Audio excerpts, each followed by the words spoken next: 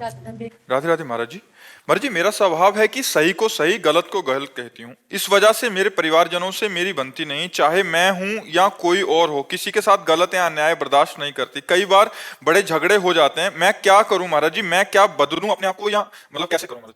नहीं, बदलना तो बिल्कुल नहीं है, पर थोड़ा सा समझना है कि हमको अच्छाई का तो साथ देना है, पर बुराई से वैर नहीं करना है।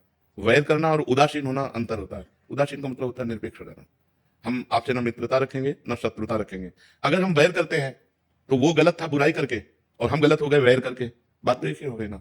वो बुराई कर रहा है और हम बुराई का वैर कर रहे हैं, तो हम भी तो बुरे हो रहे हैं। हमारे अंदर भी तो गलत बात आ रही है। हम झगड़ा किए ना, हम मान लो लड़ाई की है ना, तो ये गलत बात है ना। हमको उपेक्षा कर देनी चाहिए। उसे कहते हैं शास्त्रीय शब्दों में उदासीनता। उदासीनता न मित्रता और न शत्रुता। आपका आचरण है, आप जानिए। बस बहुत कम लोग ऐसे होते हैं जो अच्छाई से चलते हैं, अच्छाई का साथ देते हैं, पर बुराई का त्याग करना है, पर बुराई से झगड़ा नहीं करना। यदि हमने बुराई से झगड़ा किया तो वो बुराई में स्थित है, हम झगड़े में स्थित है, बात तो एक ही हो गई। एक आदमी बुरा कर रहा है और एक आदमी बुरा उसको कह रहा है, तो समय तो दोनों का उसी बुराई में जा रहा है ना। तो अंतर क्या पड़ा?